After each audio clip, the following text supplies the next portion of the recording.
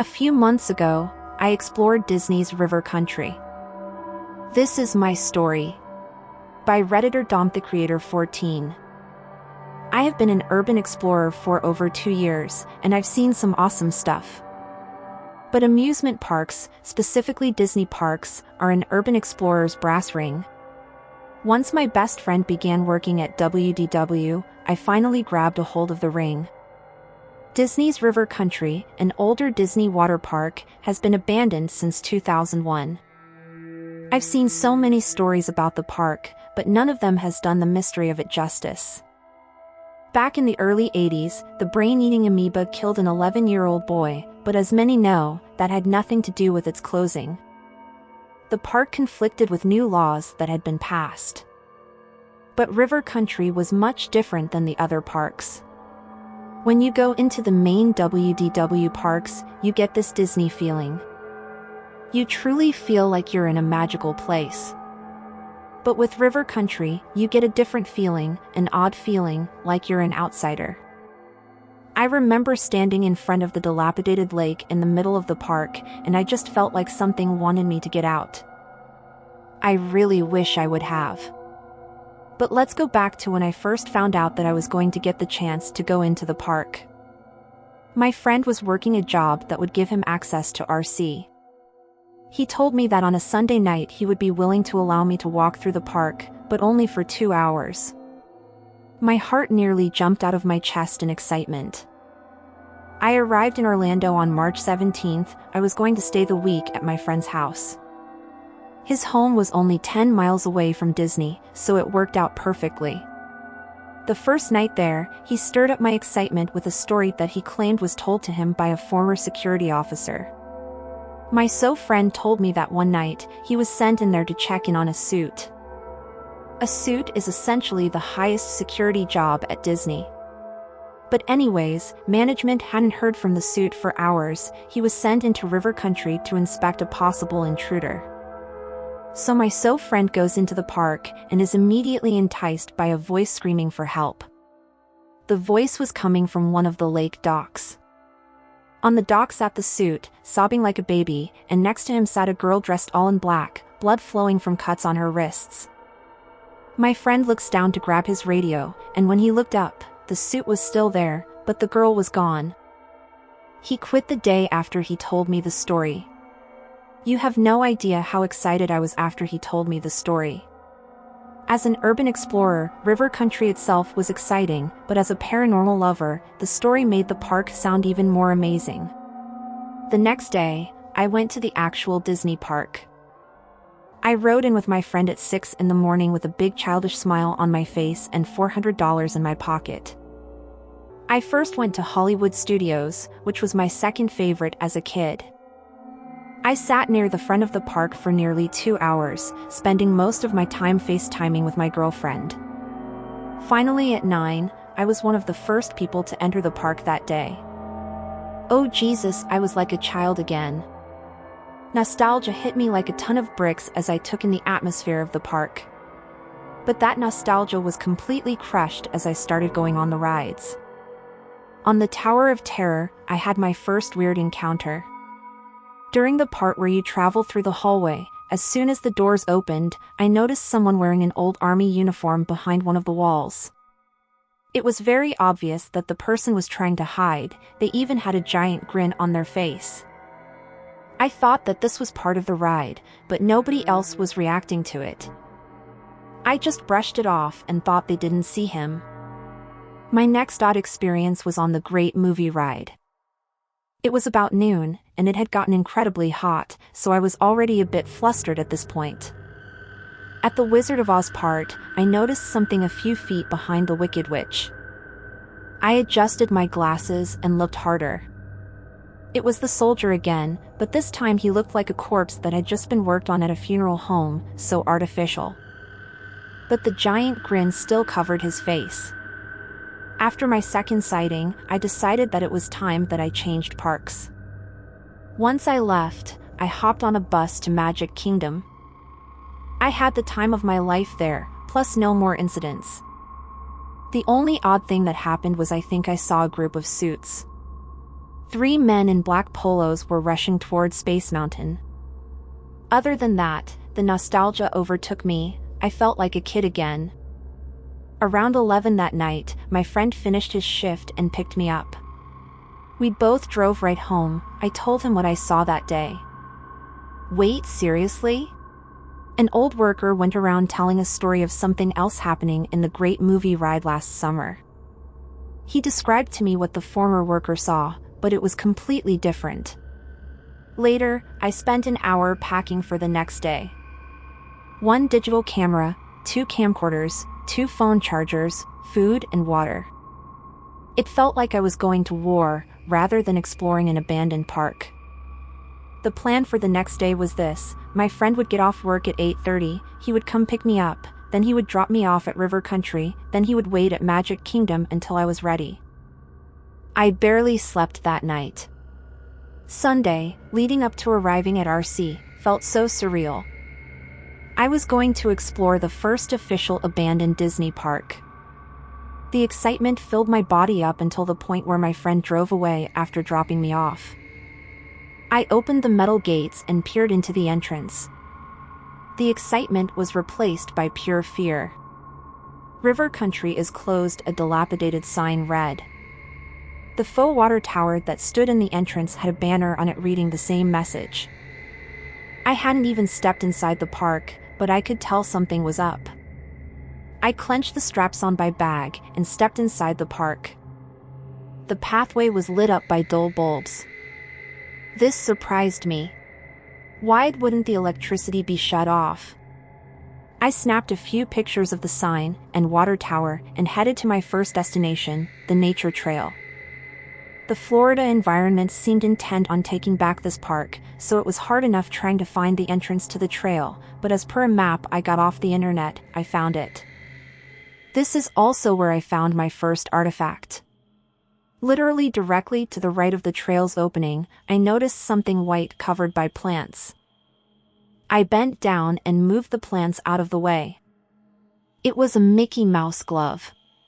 I used a stick to move it around before I snapped a few pictures. I noticed a jelly-like substance on its palm. The nature trail didn't have any lights, so I had to use my flashlight. Maneuvering around all the plants and trees was infuriating, but what I found halfway through made it worth it. On the side of the trail, next to a snow-white tree, was a sign that sat on a pedestal. Dumping grounds, the sign read. That's when I decided to fire up one of my video cameras. As I documented the sign, I felt like I got hit by a big wave. My head felt as light as a balloon. I stumbled around like I was fighting a powerful bout of vertigo. I got really nervous, so I sped up through the trail. Just as I was about to leave the trail, I heard something in the bushes on my right. My heart started racing, so I broke out into a complete sprint until I reached the end of the trail. I practically fell down the stairs at the exit. Once I was out, I reminded myself that what I heard was probably just an animal. I sat down on the stairs, chuckling to myself, when I noticed something under some plants a few feet in front of me. Using a stick, I moved the plants. A plastic eye was covered by weeds. It was in a long oval shape too. I made a Rorschach HRM sound before I snapped a few pictures of it. I then made my way towards the slides that went into the main pool. On my way, I passed a towel return pavilion, and inside the pavilion, a bright red light caught my eye. The wooden window at the front was slightly open, so I moved it to the side. Inside the pavilion sat 2 things: a camcorder nearly identical to mine was set up on a table, recording, and a white wig sat next to it. I reached into the pavilion and pulled out both items. The wig seemed identical to the hair that the ghosts in Haunted Mansion had. I snapped a few pictures before pulling out my video camera. I was going to document myself going through the videos on the camcorder. The first video was 15 minutes long. It featured a family just going through Magic Kingdom. The cameraman responsibility was shared by the mother and the father. They looked so happy throughout the whole video. The second video was only 25 seconds long. It featured the father holding the camera and sprinting through the Sport Disney Pop Hotel courtyard.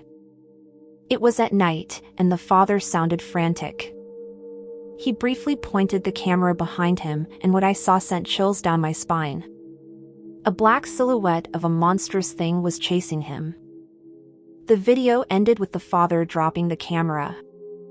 Thoroughly creeped out, I set the camcorder and wig onto the pavilion counter. Turning on my video camera's flashlight, I continued my trek to the slides. Should I just leave? I asked myself questions like that over and over. The atmosphere of the park made me feel so uneasy, it was like something wanted me to get out. Once I got to the slides, I felt a sense of urgency to get up the stairs as quick as I could. It reminded me of when I would run up the basement stairs as a child to avoid the monster. So I did just that. I nearly fell a few times, but I got up the stairs in seconds. Below the slides were 2 pools. I held the video camera to my side and took pictures with my digital camera. It felt so odd that 20 years ago, these pools were filled by thousands of children every day. Hey! My breathing halted and my body froze up. The raspy, angry voice that called out to me came from right below the slides. I moved my flashlight downwards, and I saw him. The soldier from the day before was standing next to the pool where the slides emptied. He didn't look like a fresh corpse anymore, he now looked rotted and decayed. He had no nose, but his haunting grin stayed intact. He stared right into my eyes, like he was burrowing into my soul. He waved enthusiastically and then skipped towards the stairs leading up to the slides. My heart was beating faster than it ever has. I could hear footsteps approaching the winding stairs. I looked over the edge of the slides. They had some water in them, but if I jumped I would easily shatter my legs. But I had to make a decision, either jump or face what was coming up the stairs. I closed my eyes, prepared to jump, but then I noticed something. Silence. No footsteps were coming up to the slide. I took out my flashlight and positioned myself so I could see every stair. Nobody was coming up, but a piece of paper with a rock on top of it was now sitting on the bottom stair. I scurried down, grabbed the paper, and leaned on the wall behind me to avoid a sneak attack. Dig up the secrets or leave scarred. I guess I was going to have to invest in some therapy because I chose to leave scarred. I just broke out into a sprint, weaving around, hoping that I would find an exit. I eventually reached the main lake. Shit, that was directly in the middle of the park. I stood on the docks and stared at the lake, trying to catch my breath and reconfigure my brain. Something had to be fucking with me. Sir. I whipped around and gripped the end of my flashlight, prepared to swing it. But the voice behind me came from a security officer. He was wearing an older-looking uniform and mouse ears, but I assumed that he was still a security officer. Oh, thank God, I know I shouldn't be here, but something isn't right, someone is screwing with me. Please help me out of here. The security officer just looked at me like a father ready to scold his child. He opened his mouth, as if to respond, but he didn't. His face quickly changed from anger to a look of pure anguish. His mouth just dropped open and his eyes went into his head. I started to move backwards, but he moved forward. That's when blood just started to pour out of his nose like a faucet. I tried to move back more, but I tripped over a fake life preserver. My bag, video camera, and digital camera all flew from my possession and into the lake. I closed my eyes as the guard fell to his knees, but when I opened them, he was gone. Did I finally get a breather? Hell no. As I sat up, I heard splashing about 25 feet behind me. I twisted around and tried to make out the source of what was in the water. The moon provided just enough light to see it, the same figure from the video on the camcorder. Mir was a humanoid figure, but it was completely featureless and instead it was jet black all around, it was holding a decaying goofy head, and it was heading for me. I took a deep breath, hopped to my feet, and started to sprint away. As I began moving, I heard something land next to me. It was the goofy head. Its eyes stared into mine, acknowledging me. The next couple minutes were a complete blur. With no flashlight, I was running aimlessly, hoping to find some exit. Also, all around me I could hear people. It started off as normal theme park noises, but after a couple seconds, the voice sounded frantic. That's when the screaming started. I was too terrified to look behind me to make sure that the silhouette wasn't following me. I didn't want to chance it. Finally, after a minute of sprinting, I reached a fence. I jumped up, grabbed the top, and vaulted myself over it. Luckily, I had my phone in my pocket, so I immediately called my friend and begged him to come grab me. I was actually only a couple hundred feet from the entrance. He told me that he was on his way and hung up. I sat against the fence, exhausted and terrified. I looked next to me, and under a collection of stones sat a small ripped piece of paper. "You can't expose me," it read. I just started laughing.